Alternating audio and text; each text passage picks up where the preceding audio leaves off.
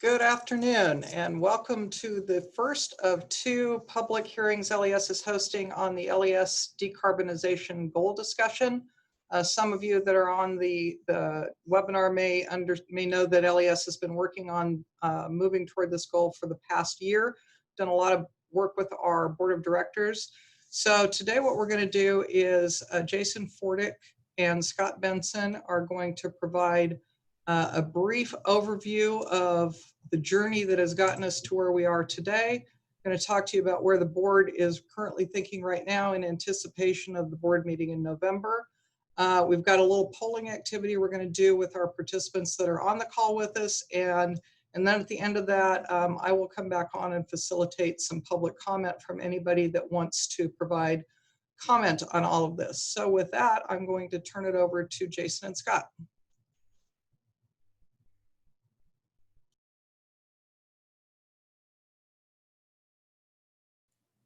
Okay, very good. Thank you for the introduction, Shelley. Appreciate everybody taking the time to join us today. I hope you get some good information out of this, or good, useful information out of our presentations. And Scott, if you'll jump to the next slide, we thought we would start off with sharing just a few slides here of background information on LES and our resource portfolio. On the left side of this screen, you see a geographic representation of the LES resource portfolio and the location of all those different resources. At the top of the screen there, you'll see a little icon that represents hydro resources. We have a multi-year contract with a federal agency called the Western Administrative Power Agency. They provide us hydro power from a series of dams along the upper Missouri River Basin. We also have 3 coal plants that we either are partial owners or have long-term contracts in: Laramie River Station in Wyoming, Charles Gentleman Station in western Nebraska, and the Walter Scott Energy Center in Council Bluffs, Iowa. We have a variety of wind resources that we participate in, sprinkled across Nebraska and Kansas and Oklahoma. And if you look at the little inset that we have here on the left side of the screen, this is a zoomed in view of the Lincoln community. And you'll see we have a few more resources in there. The blue icons represent natural gas fired plants that we have locally. We also have another wind turbine, a couple of wind turbines on North 70th Street, north side of Lincoln. And then we have a landfill gas generating facility up by the landfill on the northwest or northeast part of Lincoln. And then we also have our recently added community solar array on the western part of Lincoln. And so that represents the LES resource mix. If you add all that up, it's close to about 1,300 megawatts of nameplate generation that we have. And if you look at this upper right part of the screen here, where we have some pie charts representing the changes that we've made to our resource mix over the last several years, you notice that the fuel types we have are predominantly natural gas and coal and renewable. But over the last several years, we've made a pretty significant change in the amount of renewables that we have in our resource mix. And we're actually up to about a one-third split between natural gas resources, coal resources, and renewable resources. And that's up from about a 12% share that renewables made up in 2008. And so this resource mix, we think, does a lot of good things for us being split like that. It gives us fuel source diversity. You see the map, it gives us geographic diversity.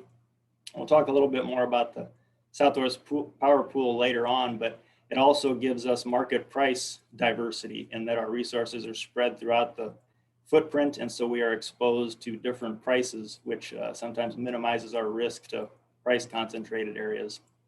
And then on the bottom right of the screen here, it's fairly common for utilities to represent the amount of renewables they produce as a percentage of their retail sales. And so you can see from 2008 to 2019, we increased that percentage from about 8% as a percentage of our retail sales to 46% in 2019. So a pretty significant increase there, and a lot of that driven by the wind that we added within the last 4 and 5 years. Okay, this next chart, this is a depiction of the CO2 intensity of our resource mix over the period 2010 to 2019. And you see when we started assembling this data, we were close to about 1 ton of CO2 per megawatt hour that we produced. And through a variety of actions that we've taken, we've reduced that down to right at 0.6 tons per megawatt hour. So if you compare that over that period of time, that's about a 38% reduction in the CO2 intensity of our resource mix. A lot of that driven by some fairly significant changes we made on the system. We added close to 300 megawatts of wind over that time period. We added the landfill gas generation project that I mentioned. We added the community solar project that I mentioned. In the 2016-2017 timeframe, we ended our contract with the coal generating plant called Sheldon Station. And we also started participating more actively in the SPP integrated market when it launched in 2014. So the combination of all those activities drove a fairly significant decrease in our CO2 intensity. And it also drove a pretty significant decrease in the amount of CO2 that we're producing. In that same time period, we reduced the annual tons of CO2 that we're producing by 42%. So I think that's some pretty notable improvement in our CO2, both intensity and the number of tons that we've emitted. And we're gonna touch on this in a slide later in the presentation, but we thought we would point out to you that LES currently does have a sustainability target in place. This was a target that our board adopted back in 2011, and that target is to meet our LES projected 5-year peak demand growth through either sustainable generation or demand side resources. And so what this chart's depicting is the incremental increase in our demand over the period of time that we're studying. That's depicted by this blue line that's on the chart. And then the stacked bars, the gray bars and the green bars, those represent either sustainable generation that we've added to the system or demand reduction resources that we've implemented on the system. So what you can see is that we've far exceeded the amount of either demand reduction and sustainable generation that we needed to meet our 5-year projected demand growth. Actually, either one of those resources would have met the 5-year projected demand growth, but when you stack them up together, we're well above the sustainability target. And so again, we think that pretty good performance, and wanted to share that with you to set the stage for some of the later discussions. And this will take us now into the board education series. Scott will dive into this in a little bit more detail, but about over the last year, we have provided a variety of different educational opportunities for our board to give them as much background as we possibly could on the different types of considerations they need to make when adopting a decarbonization goal. And so Scott's going to share a little bit of overview of that whole series of educational events, and then we'll jump into each of those in just a little bit more detail. Jason, as everybody can comprehend, there's a lot of complexities that go into consideration of a goal like this. And so as Jason mentioned, the board went through a series of education sessions, and we're gonna just touch on the high points of each one for you here. You can see that the first one was back in November of 2019. We gave them an overview of the Southwest Power Pool. The next, in January of 2020, we went a little bit deeper and focused on how the market works in the Southwest Power Pool with a hands-on workshop. This won't be hands-on today. We'll show you some of the stuff they covered. Then we brought in an external speaker, did an introduction to climate change, because that is a definite part of the discussion. Then we did some modeling for them to look at what a near zero carbon future might look like and what it might cost. We looked at current trends in generation portfolios, not just here, but at various utilities across the country, did some comparisons. We brought in another external speaker and talked to the board about the dual role of public power boards and some of that difficulty that puts on them. They have to wear multiple hats. And then finally, we did a review of sessions 2 through 4. And if you notice, those were in January or February. They were the pre-pandemic sessions.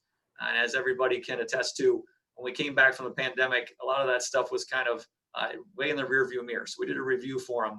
Lucky for you, we're not going to do the review today. We'll just hit on the first 6. So the first one was that Southwest Power Pool overview. And off to the right there, you can see the footprint of the Southwest Power Pool, basically from northern Texas, about the width of Nebraska, all the way up to the Canadian border. LES joined SPP in 2009, and that's a member-driven regional transmission organization. And they actually were originally formed in 1941.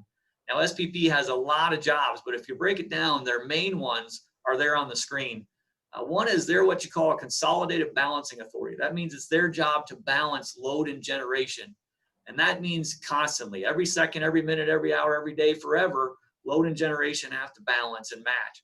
That used to be LES's job before we joined SPP, and then they take it on for everyone who's within their footprint. They're also what you call a reliability coordinator. That means they have to monitor the grid, anticipate issues, and then try to coordinate a response from a regional basis to make sure that we keep the lights on. One of their big jobs is as a transmission planner, which makes sense as a regional transmission organization. They direct all the transmission within their footprint, and you can see from 2004 to 2018, that was over $10 billion in transmission upgrades, so a lot of work that goes on there. And then finally, they're a market operator. They're going to administer this competitive electricity market across their entire footprint, trying to make sure we reliably serve the load at the lowest possible cost. And that brought us right into the next session, which was that hands-on Southwest Power Pool, or SPP, market workshop. We tried to look at the different capacity, energy, and reliability considerations that go into SPP and how those dovetail into when you're making resource decisions that would align with this goal. You know, one of the things you look at as SPP has a fundamental rule for all members, not just LES, and that is you have to bring enough accredited generation to the footprint to meet your peak load plus a 12% reserve margin. The idea is everybody has 12% extra. That way, when different resources are out of service, if they have problems, you have enough to keep the lights on across the entire footprint. And the key word there was accredited generation. If you have traditional resources like nuclear, coal, natural gas, well, what that unit's maximum capability is, you can run a test. That's what you can accredit it to. So if you have 100 megawatts of natural gas, SPP is going to let you count that typically for about 100 megawatts. But if you have non-traditional, and the more important key there is non-dispatchable resources, resources that you don't operate, they're at the whims of Mother Nature, well then that's a little bit different. And you actually only get to count a portion of their maximum rating for that accreditation. And the bigger thing is that over time, as more and more of those same types of resources are added, they go down. So you might add 100 megawatts of wind and only get to count 15, 20, 25% of that towards your accreditation number, towards meeting your peak load plus 12%. That's one of the considerations you have to have going forward. Now, LES, we select all the resources that make up our portfolio. That's on us. But SPP actually controls how they're dispatched. They decide what's going to start, how long it's going to run, at what level it's going to run, and when it's going to stop. And they're doing all that to maintain the lowest system cost. So they actually dictate the energy that LES supplies to the market, how much our resources run. Now, as part of the market, SPP's dispatching resources everywhere, and it's really interesting that that dispatch across the footprint can really impact how much our resources make in the market, what their revenue stream looks like. So things across SPP can be far away from Lincoln and still have a pretty big impact on what's happening here. That's another difficulty you have to deal with in the market. Makes it different than how you used to do it before something like SPP. And then finally, SPP's got that job of constantly balancing load and generation, and that's becoming more and more difficult for them from a reliability standpoint. And part of the reason is, in the old days, you used to just have to watch the load. The load was your variable that was going to move up and down. You couldn't control it, but you could control the resources. Now they have two things they have to juggle. The load is moving without their control, and a lot of the resources, especially in SPP, it's the wind. There's a lot of wind in the Southwest Power Pool, and obviously they can't control what that wind is doing. So they have to not only juggle the other resources around the load, but also what the wind is doing at the same time. So it makes their job a little bit tougher. Now this is where we brought in an external speaker, Stoney Cooper, who's actually the Nebraska Measurement Manager. He did a great job and kind of did a climate change 101 for our board members. And it was an introduction to all the complex issues that make it up, including some highlights of how it might impact Nebraska. You know, and some of his key points were climate change is real and it's here, but it's not too late to do something. And he also pointed out humans, they're the primary cause, but there's actually a silver lining to that, because if you're the primary cause, that means you have the ability to be the primary solution. Now, when he looked at the Nebraska impacts, he told the board that Nebraska can expect temperatures that are maybe 2 to 5 degrees temperature or higher than they were today than in 2050. They'll go up by that much. But when you hear that, you think, well, that doesn't sound that bad. 2 to 5 degrees, that's not that much. Well, the big thing is when those are going to happen, because when you look at it, the frequency of extreme warm days is probably going to be twice as high as it is now. And the frequency of extreme cold days is probably going to be half as much. So you're going to feel the impacts when you'd least like to see them. He also said Nebraska can expect more precipitation, but it's going to come in the winter and the spring, not in the summer when you really like to see it. And the other unfortunate thing is it's probably going to come in the form of heavy rains, which bring flooding and other issues. And then finally, he closed it with, the sooner we act, the less risky it is. So it's better to do some things on the front end as opposed to trying to wait to the back end. Now, next, we went and tried to do some modeling for the board to show them what a near zero carbon future might look like. As you can imagine, the board members had a lot of questions about how would you do this? What would your resource mix look like? What would the cost be? So we tried to go through and look at that. And what we specifically put out is, if we transitioned LES's resource portfolio to one that was nearly putting out no carbon dioxide emissions in 2030, what would that take and what would it cost? Well, given the best information we have today, LES would actually have to double our rates to have near zero carbon emissions by 2030. And that equates to about $4,000 of additional bills for a typical residential customer. That's above any bills you would have paid previously. So that's the rate increases there. And for an industrial customer, it's even worse. It's an additional $10 million over that 10-year period. Now, those are pretty staggering numbers.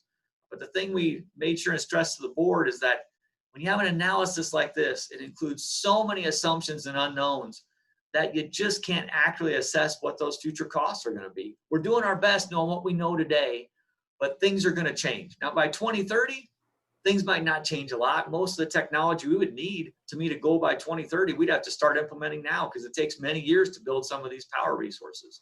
But if you get, the further you get past 2030, the more you don't know what's going to come along, what might give you more options to lower these costs and do it in a more efficient and effective manner. But in the end, what we stressed again to the board is it's not the goal that carries any financial impacts. It's all the decisions that you're going to make after the goal. All those forks in the road where you're looking at adding a resource, removing a resource, that's where the dollars really come into play. And honestly, that's going to be the case whether you set a goal or not. So the goal, that's not a problem. You got to be prudent when you make the decisions afterwards. Try to pull the triggers at the right time. Okay, so at the July board meeting, we shared some information and some review material that we found by looking at what other utilities are doing and shared with the board the current trends we were seeing in utility generation portfolios. And this included different types of emission goals that utilities are proposing, some various examples of those different types of goals, and then how LES compared to those other utilities that we found data for. And so what we learned is that there's basically three different types of goals that we saw the utilities were setting. One of those is that they would vary the percentage of renewables in their resource mix, some type of a renewable percentage goal. Utilities were setting goals to reduce by a certain percentage the CO2 that they were emitting, and then maybe some type of a carbon neutrality or net zero goal, where the utilities would propose to offset as much CO2 or some portion of the CO2 that they're producing with other mitigating technologies. So like we shared from an earlier slide, we pointed out to the board that even with the absence of LES having a CO2 goal, the rate in which we reduced our CO2 emissions rate, the tons per megawatt hour that we were producing, that dropped, like we mentioned earlier, 38% in the 2010 to 2019 timeframe. And then the total tons that we were emitting on an annual basis, as we mentioned before, dropping by 42% over that same period. And then we compared our percentage of renewable generation coming from all of our resources, we found that we were either at or above or at or exceeding the renewable percentage that a lot of the other utilities were performing at.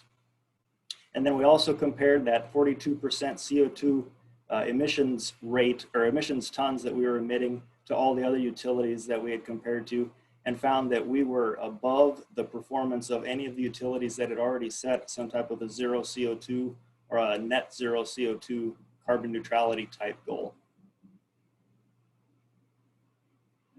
So then in August, we had a gentleman, Ken Colburn from Symbiotic Strategies. He came in and spoke to our board about the dual roles that public power boards sometimes have to play.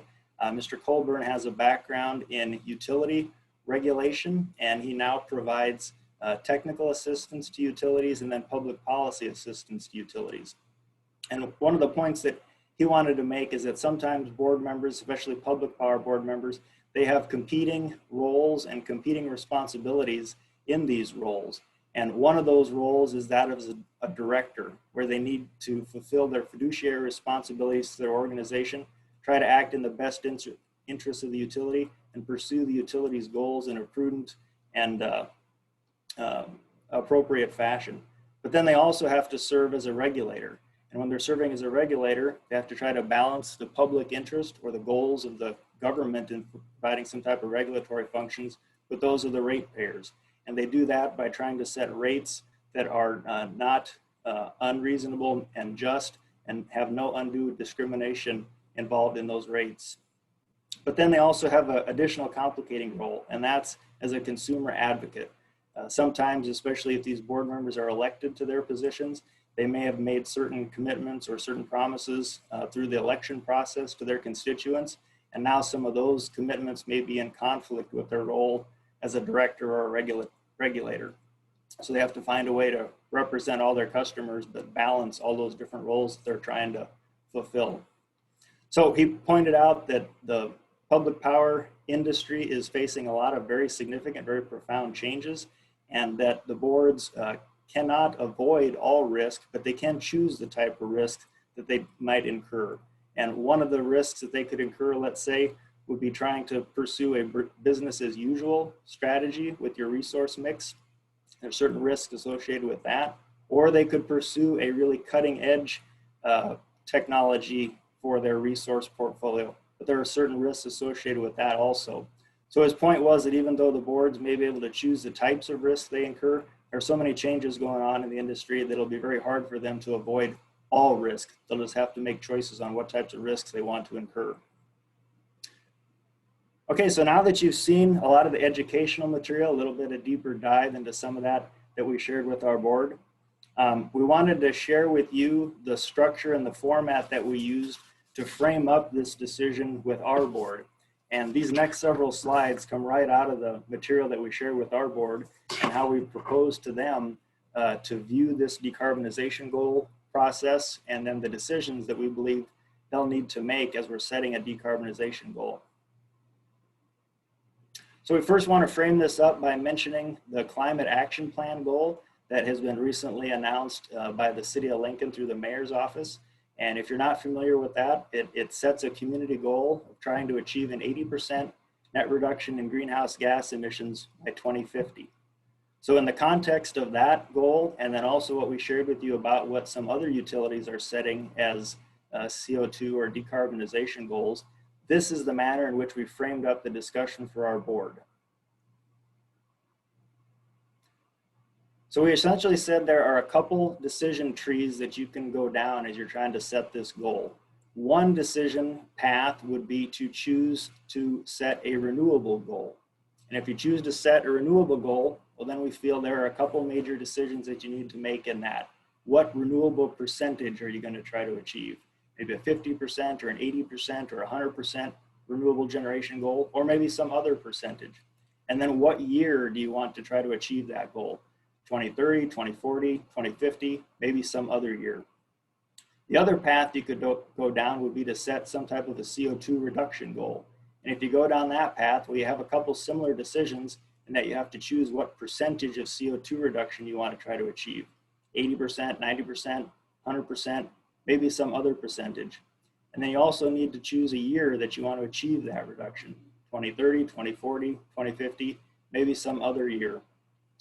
And then the last decision that we framed up for the board was, do you want this goal to be a net goal? And we'll dive a little bit more into what it means to be a net goal, but having a net goal means that there may be some other mitigating technologies you can implement to help offset some of the CO2 that you're producing. And so the board, we feel, needs to decide, is a net goal something they want to pursue? So if we go down this path of setting a percentage renewable goal, these typically take the form of some percentage renewable by some future year. Some examples that we saw when we were going through literature and other materials by other utilities, examples would be a goal like setting to generate 50% of your electricity from renewable resources by 2040, or maybe generating 100% of your electricity from renewable resources by 2050, or maybe something along the lines of 100% of the energy consumed by customers being renewable by 2050. In terms of our generation mix, depending on the magnitude of the renewable percentage you set, you might see reduction, or most likely will see reduction of output from our fossil units all the way up to retirement of those fossil units. In terms of the generation types that we'd expect to have available to us in a renewable percentage goal, probably the ones you typically expect: wind, solar, hydro, biofuels. We put nuclear up here as a possible option. There's a little bit of debate in the public power community and the electric utility industry about whether nuclear counts as a renewable goal. So we put a question mark behind it to denote that there's a little bit of uncertainty about that, but certainly it would be nice to have as many options available to you for generation types as you could. We also think energy storage is going to be a component of any type of renewable goal. Scott mentioned about that accredited capacity. You need to be able to provide enough accredited capacity to meet your load plus 12% in the SPP market. And so energy storage may be another tool that you have available to you to try to meet that accredited capacity. And then hydrogen. Hydrogen seems to be gaining a lot of interest in the power sector. If you can produce hydrogen from green sources, meaning that the hydrogen is produced from energy sources that are somehow renewable or not emitting CO2, well, then you could label that hydrogen as green, and then that would count presumably towards you if you're setting some type of a renewable percentage goal. And then this last category you have down here, CO2 emissions mitigating technologies. For this particular slide, we left this blank. The thought being that if you're setting a renewable percentage goal, the metric that we're going to try to achieve is reaching that renewable percentage. We won't specifically be tracking CO2 emissions. It'll be a byproduct of achieving the renewable percentage goal that will reduce CO2 emissions, but really we'll be trying to track what percentage of our resources and what percentage of our energy are coming from renewable resources. And so that's what we'll be tracking as opposed to tracking CO2 emissions. Okay, and then if you go down the path of some type of percentage reduction in CO2 by some future year, we saw some examples like shown on the top here. Maybe set a goal to reduce your CO2 emissions 80% by 2050 from 2010 levels, or reduce your CO2 emissions 100% by 2050. Another way of saying a zero CO2 goal, or maybe something of the format, have 100% non-carbon resource mix by 2050. And once again, depending on the magnitude of the percentage of CO2 reduction, you'll most likely see reduced output from our fossil fuel units, all the way up to retirement of those fossil fuel units. But another change that you notice on this slide is that in this type of goal, we think retrofits of our existing fossil units with some type of CO2 emissions mitigating technologies may occur. In terms of generation types that we have available to us, well, it's a similar list to what you saw on the previous slide with wind, solar, hydro, biofuels, nuclear, energy storage, and hydrogen. But we added this column in the center here that's bold texted. You might see additions of natural gas units, the thought being that producing a megawatt hour of electricity with a natural gas fired unit creates about half the CO2 that producing that same megawatt hour does from a coal fired unit. So you might see replacements of coal units with natural gas units to try to obtain the CO2 reduction that you can get from natural gas. You might see retrofits of natural gas units, adding some type of CO2 mitigating technology to those units to remove or offset the CO2 that you're emitting, or possibly even retrofits of coal units. Same thing, try to remove or offset the CO2 that you're emitting by installing some type of CO2 emissions reduction technology. And now we have some more options, some more tools available in our toolkit here when you go down to CO2 emissions mitigating technologies. In this type of scenario, we think that something like carbon capture and storage may have some possibilities. There are still some cost concerns about carbon capture and storage, and maybe some technical concerns, but a lot of those are being researched right now. And so hopefully carbon capture and storage is a viable option to mitigate CO2 emissions. And then energy efficiency. The thought being that if you can reduce the amount of energy that customers consume, you can reduce the amount of energy that we need to produce. And some of that energy production may come from resources that otherwise would have burned fossil fuels. So if we can reduce customer consumption through energy efficiency, reduce the amount of CO2 that we're producing, and help achieve this goal. Okay, and then the last goal type would be a goal type that sets a net reduction in CO2, taking the form of net reduction in CO2 by some future year. And some examples we saw from other utilities would be things like reducing our net CO2 emissions 80% by 2050 from 2010 levels. And this is similar to what you saw with the goal proposed by the Climate Action Plan. You might see a format like net zero CO2 emissions from electric generation by 2050, or maybe something like 100% carbon neutrality by 2050. In terms of generation, we have a lot of the same comments here in terms of what generation types might be available to you and what might happen to your output from fossil units, all the way up to retirement of those fossil units if the CO2 reduction net goal is set high enough. But down in the CO2 emissions mitigating technologies, you see once again we have carbon capture and storage and energy efficiency available to us, but we've added a few more tools in our toolbox here. Some ways that you might be able to net your CO2 emissions would be doing things like tree planting or reforestation, where some of the atmospheric CO2 could be sequestered in trees or other plant matter to remove it from the atmosphere. You might be able to implement things like modified agricultural practices, planting cover crops or different fertilization techniques to again take that CO2 from the atmosphere and sequester it somehow in the soil. Another tool for our toolbox maybe would be electrification or fuel conversion. The thought being that if you're currently performing some function by burning a fossil fuel and you can instead perform that same function by electrifying it or using electricity to perform that function, and if that electricity is coming from a source that's either CO2 free or very low CO2, well, there's a net reduction in the amount of CO2 that you're producing. And that might be something that we can use to help with a net goal. And then the broad category of other. We're very optimistic that there are new technologies that get developed that also might help us achieve a CO2 goal. And those are things that we don't want to close the door on. Make sure that we've got as many tools in our toolkit as we can possibly have to try to achieve this goal.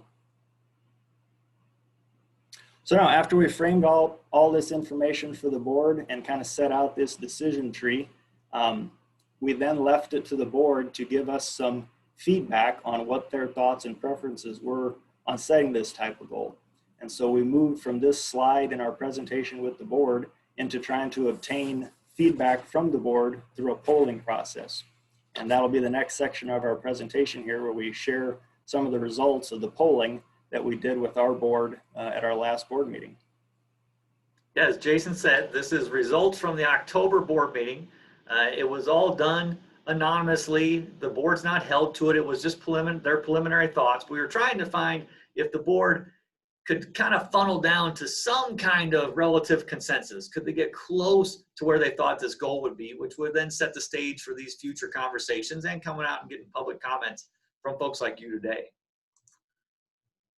So the first thing we asked the board is, what type of decarbonization goal do you currently prefer? And this is right out of the presentation Jason just went through. So you could have no new goal, which would say to maintain our existing sustainability target. Remember, Jason covered that. That's where we would say with our current goal, we're going to offset any of our load growth over the next coming years with either sustainable generation like renewables, wind and solar, or energy efficiency and demand side management. Or you could actually have a new CO2 reduction goal or a new renewable goal. And as you can see, most of the votes there were for a new CO2 reduction goal.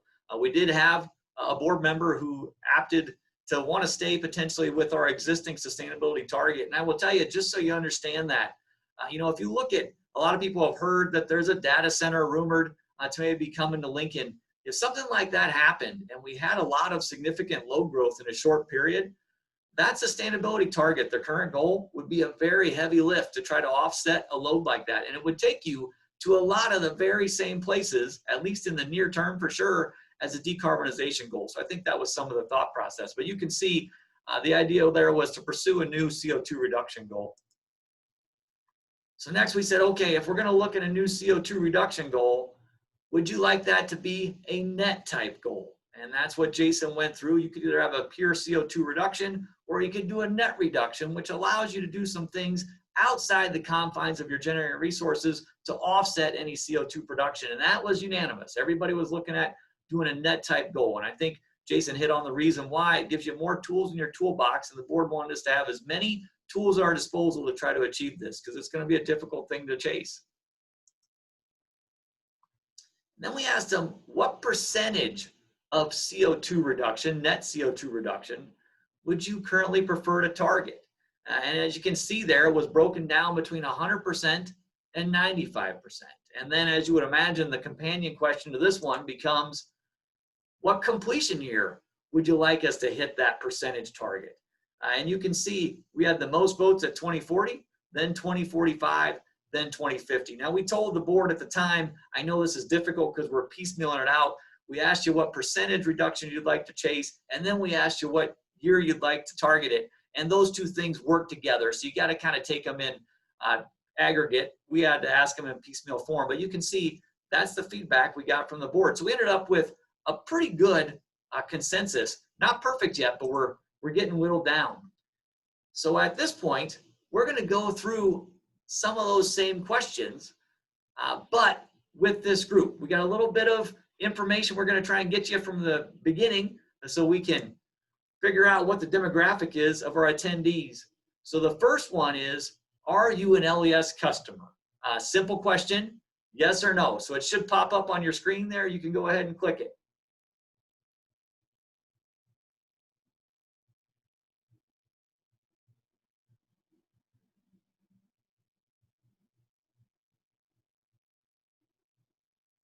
And once everybody gets that answered, we should be able to see what the results are. I would imagine we're going to see most people are LES customers.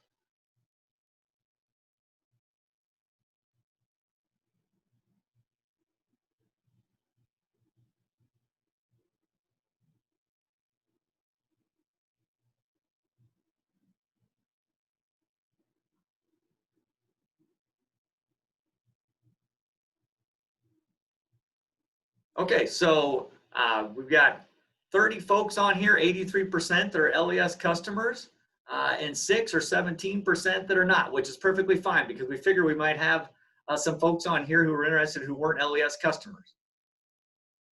So for the folks who aren't LES customers, you've got to take a little bit of a chill here for a couple of questions. We're going to ask some questions that only are core to the LES customers. And the first one is, are you a residential or a business customer? And you know what? Maybe you're here representing a business customer, but you're also a residential customer, so it's both. So again, this is only for the LES customers, please. We'd like to get an idea of what our makeup is for the folks attending today.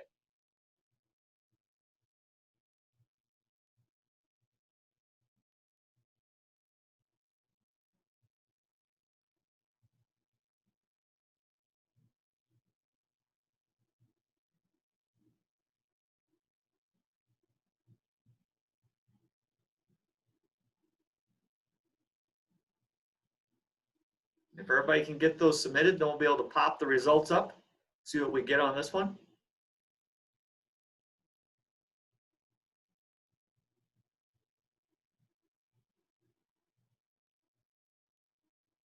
Okay, so it looks like most everybody is a residential customer. We got 28 residential customers, 1 business, and 2 people representing both. Very good.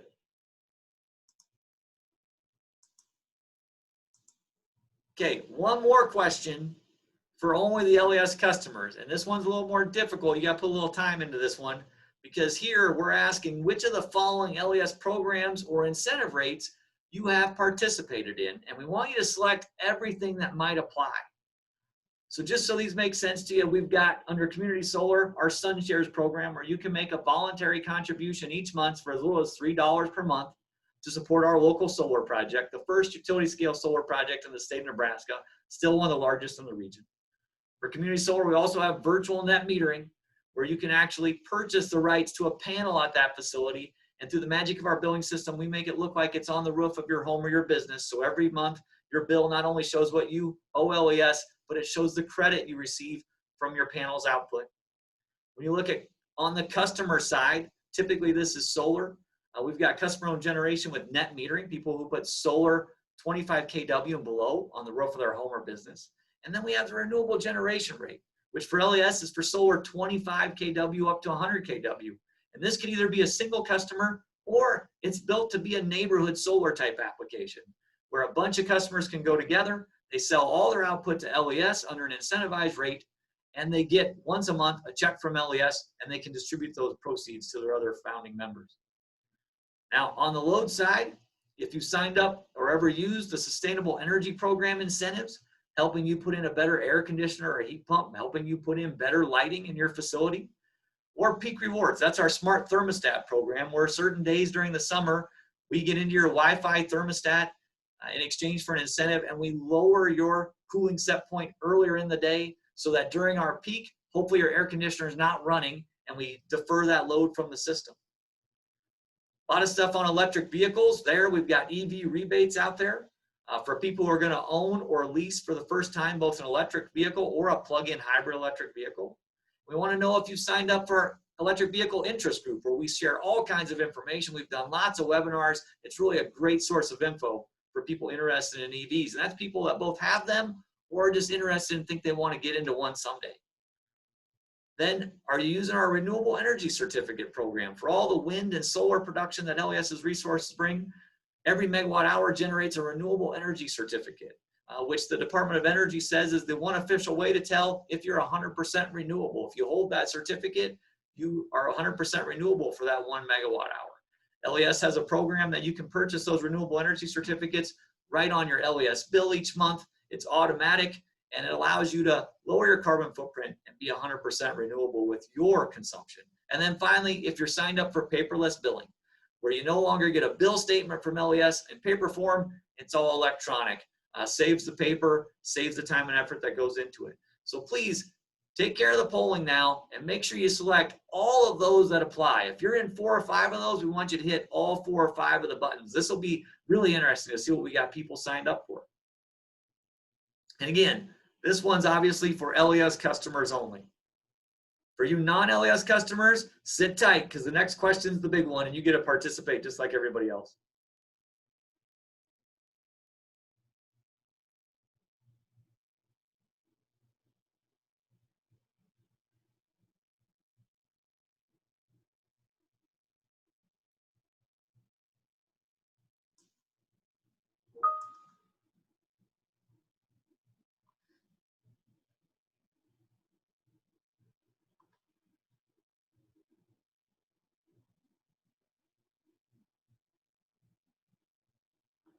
Okay, if everybody can get those entered, I know this one takes a little longer. You got a lot of buttons to check maybe, but we'll bring those results up for folks.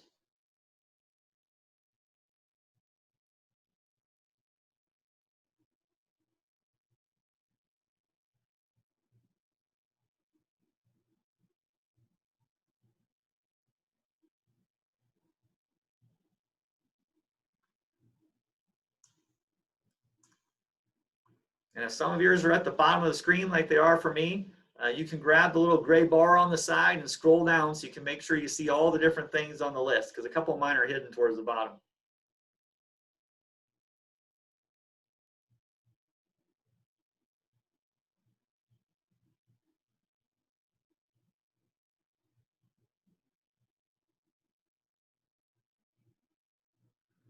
Okay, so let's see what we got.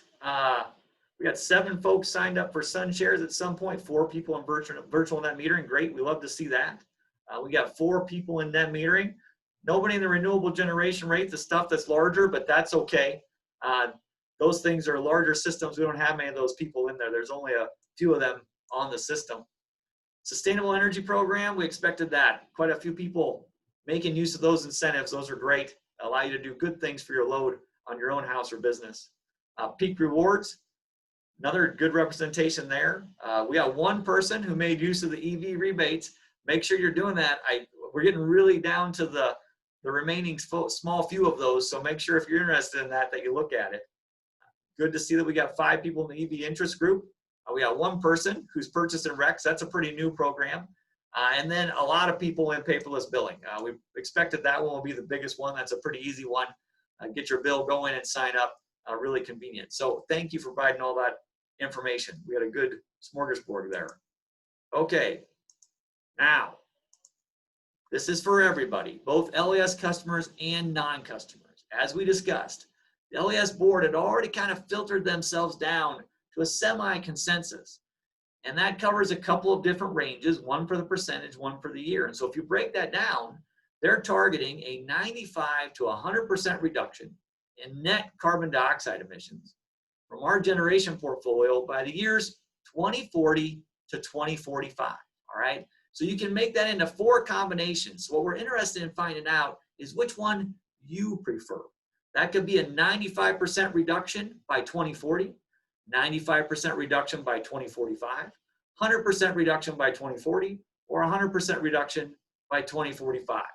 This is select one, so this will be a little bit quicker. Select the one that's nearest and dearest to your heart, what you'd like to see the board pursue.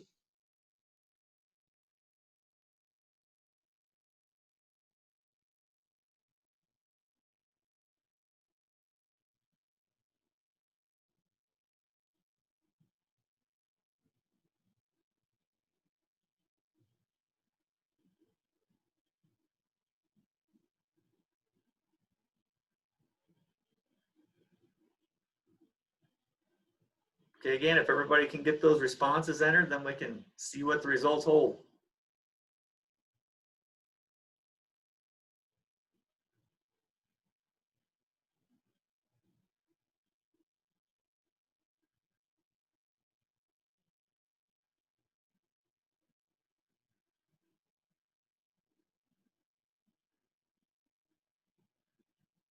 Okay, so the leader in the clubhouse is 100% reduction by 2040. About half the people that voted were on that one.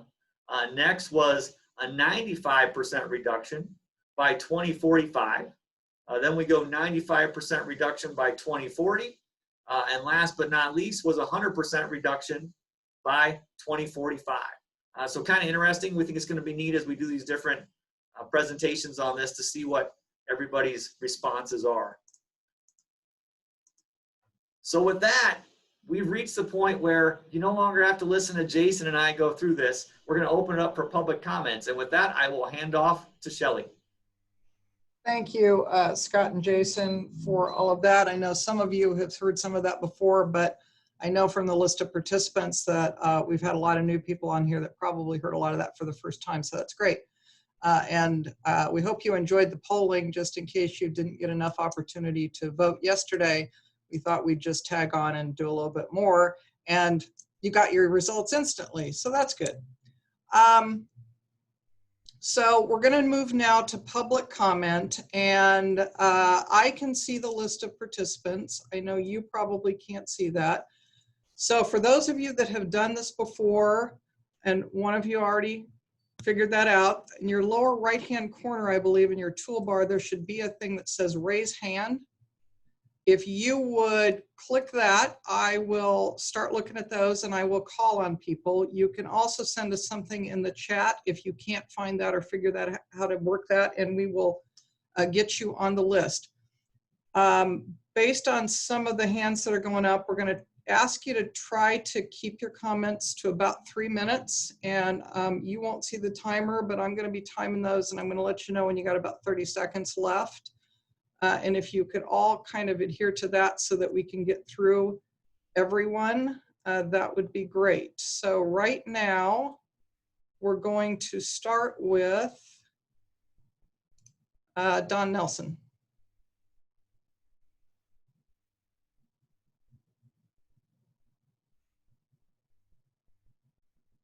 And Kyle, are you giving me control to unmute people? Kyle? Yeah, you should have the ability there, Shelley.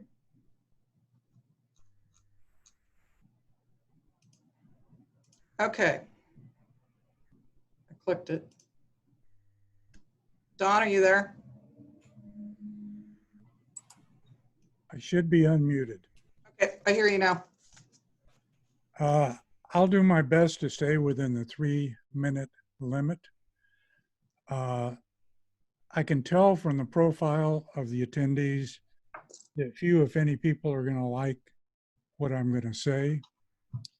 But I should preface my comments by saying I'm in favor of moving forward with not only trying to reduce the overall emissions, including carbon dioxide, but other greenhouse gases as well. And I'm in favor of switching away from fossil fuel energy sources to a renewable energy. My service on the Lincoln Electric Board taught me that you ought to be darn careful about proceeding and setting the rate at which you're proceeding before you have the consent of the ratepayers. You do not have the consent of the ratepayers. You are embarking on a very risky journey, more risky than the board I was on when we launched solar and wind with my full support. We guessed wrong. Is costing the ratepayers in excess of $12 million. For that, I'm not only mortified, but deeply apologetic to the company and the ratepayers that I was not more diligent in examining the metrics and trying to be more clairvoyant, which none of us can ever achieve. I think you're overlooking the fact that Lincoln Electric moved years ago away from their own business plan to a subcomponent of the Southwest Power Pool business plan. I see no evidence that that power pool has bought in to any of these member goals. I became convinced with proof after I served on the board, letting the market decide the percentage and the time sequence is the more prudent method because it allows you to adjust your accelerator, your clutch, and your brake and your gears depending what happens outside of the company. There's no evidence that there's been any attempt to address overhanging debt that's currently on the books of the company. You have lots of fossil fuel legacy projects 30 seconds, Don. inventory that need to be taken into consideration. The rating agencies have not been consulted or bought in on this. So I think the last thing I could say is, for those of you who are on the call with such poor showings of participation in existing programs, you ought to be admonished by someone like me that until those bars move over to the right-hand margin, the board ought not to be pushing it. Thank you. Thanks, Don. Next, I have, and my apologies to anybody whose name I don't do well, Albert Lears.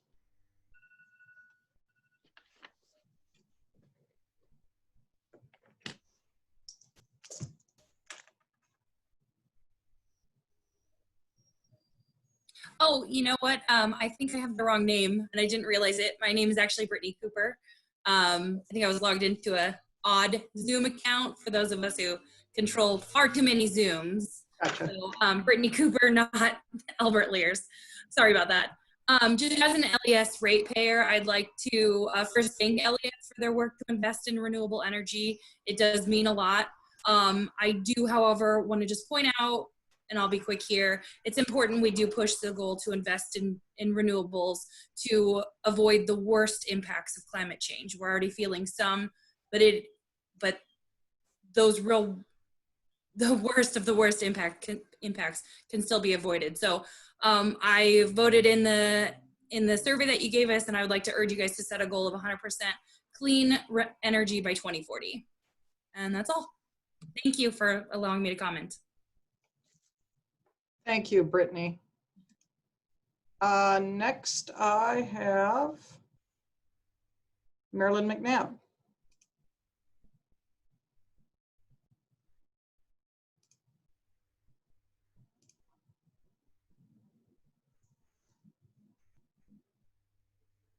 If I speak now, Yes. does that mean I can't speak to the board at the board meeting? No, you can speak at all the board meetings where we have public comments. And I should note for everybody that's on the call, we have about 5 board members who are listening to this virtual meeting. Oh, well, that's great. Well, I think I'll just make a short comment.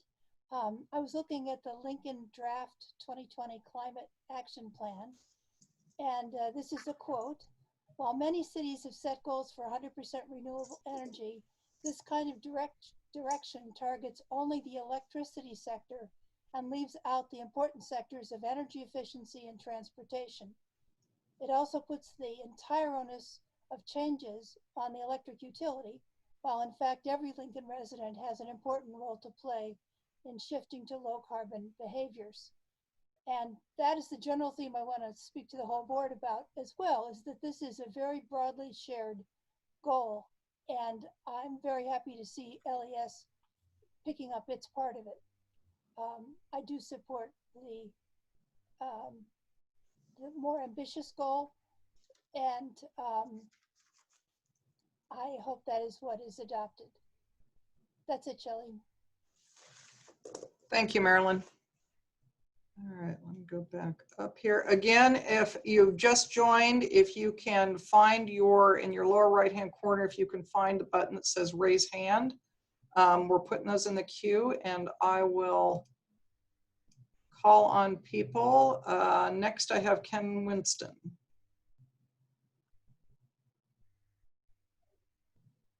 Hello, can you hear me? Yes, I can. Thank you. Well, I wanted to, once again, as other folks have said, to thank LES for providing opportunities for public comment, and also to express my appreciation for the work that the LES board has done to reduce the carbon footprint and for the decisions that have been made so far. I guess I just wanted to comment a bit about a few things. I am commenting on behalf of the Nebraska Interfaith Power and Light, and also on behalf of the Nebraska Sierra Club, that it as Brittany said, it is imperative that we act as swiftly as possible. Also echoing what Stormy Cooper's presentation said. I'd also like to, one of the things that Scott Benson indicated in his presentation, the goal will not necessarily determine what the financial impacts are. There will be the later decisions that are made by the board. And I'm going to presume that the board is going to, and staff are going to be judicious and prudent in their investment decisions. Here's some points I'd like to make. More than 100 communities across the US have set 100% renewable or net zero carbon emissions goals. As indicated earlier, would like to see it be 100% by 2040. Clean energy resources are very cost effective. Energy efficiency is the lowest cost resource and provides the best value for customers, for the community, and for the utility. Wind energy is the lowest cost generation resource. Solar energy is lower cost than many fossil fuels, and the cost of solar generation continues to decline. Battery storage costs continue to decline rapidly, while the capacity of batteries continues to increase. And I guess I understand what Don Nelson was saying, but I would also like to point out to everyone that LES has made significant investments in renewable energy and has some of the lowest rates in the United States. So I for one, think they were good investments. And then renewable energy provides economic development for the community and the state by creating jobs, generating tax revenues, and lease payments for landowners. And then there's many cutting edge businesses like we hear about Google potentially wanting to come here. We're going to want to have 100% renewable energy or to see that their utility is net zero carbon. So I think there's a lot of reasons, and I want to commend the board and staff for the steps they've taken and for the engaging in this goal setting process. Thank you. Thank you, Ken. Next I have Kim Morrow. Hi, good afternoon, everyone. I just wanted to, I'm a consultant who led the process to develop the climate action plan for the city of Lincoln. And I just wanted to express my appreciation and thanks to Scott Benson in particular, but to all of the LES staff for your innovation and willingness to try new things and to adapt to the changing will of the people as time goes on and things evolve. And I want to just express my my feelings of the importance of setting this goal. I do support a 100% net zero goal by 2040. That assumes, of course, that it's technically possible. And I have a lot of faith in the brilliant engineers at LES who, in my experience, love a challenge. So I just wanted to say that this LES setting this goal is really key for the entire community of Lincoln to be able to achieve the goals that are laid out by the mayor in the climate action plan. And so I want to thank you for taking these steps and hope that we can all work together to make them a reality. Thank you. Thank you, Kim. Again, if you'd like to make a comment, you can find your raise hand button, or you can send us a chat. And right now the queue is completely open. Oh, I got one. Gene Hanlon, you're up.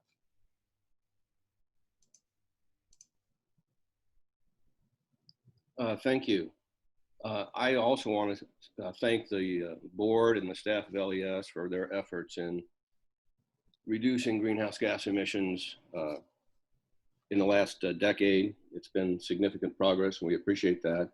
I strongly urge the board to consider that net zero goal by 2040. And as everyone knows, we are living in a divided country, as proven by the presidential race that many folks are watching today.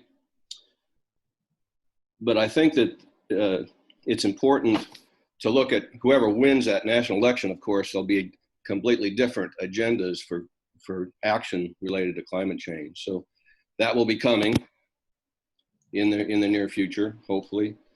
But it is important that at the local level that we're taking action on this. I think it's very important that we do set an aspirational goal to try to reach that net zero goal.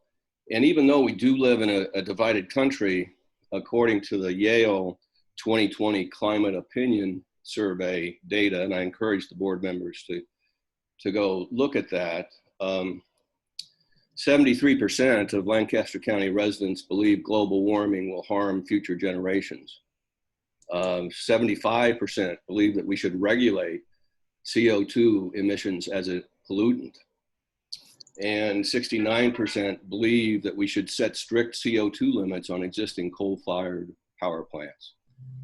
So I just want to let the board members know that even though we do live in a divided country and people are concerned about costs, that there is strong concerns about our environment and the impact of climate change here in Lincoln and Lancaster County, and encourage the board to approve that net zero goal by 2040.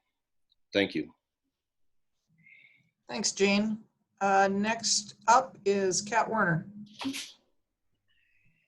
Awesome. Thank you. Hello, everybody. As we all know, this week is a stressful week, and the past 24 hours have been just as stressful as finals week. So I'll keep my remarks positive and pretty short.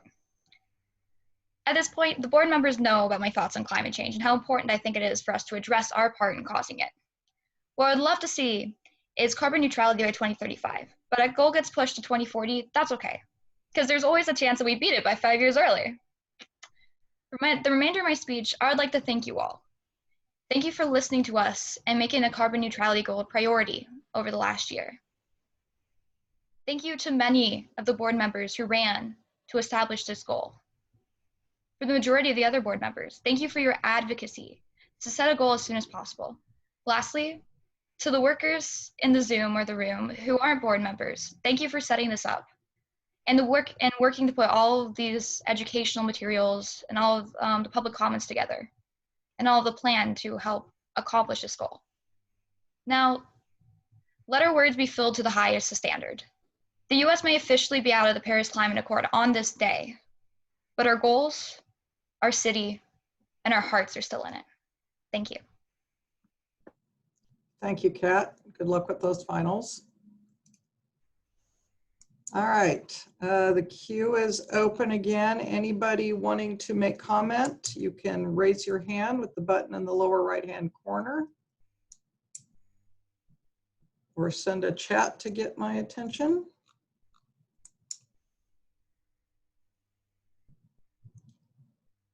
I am not seeing other hands go up, but you'll have another moment. I'll check one more time as I make a few comments to just let everybody know that there will be another opportunity. As I mentioned at the beginning, this is one of 2 virtual public meetings that we are having on this topic. We wanted to be able to accommodate those who maybe can't jump on a call during the day. So we will be having a second one tomorrow evening at 6 p.m. It'll be the exact same format, the exact same presentation, and the exact same poll. So we appreciate everybody that was able to get on today. Hope we have similar participation tomorrow. And I'm gonna look one more time here. I do not see any other hands up. So Scott, Jason, assuming you don't have anything else to comment on, we greatly appreciate everybody's participation. And in addition to the public meeting tomorrow, the board is scheduled to consider this goal at the November 18th board meeting. And of course, that will be another meeting open to the public. Virtual option will be available again as well. So thank you for your participation. Have a good afternoon.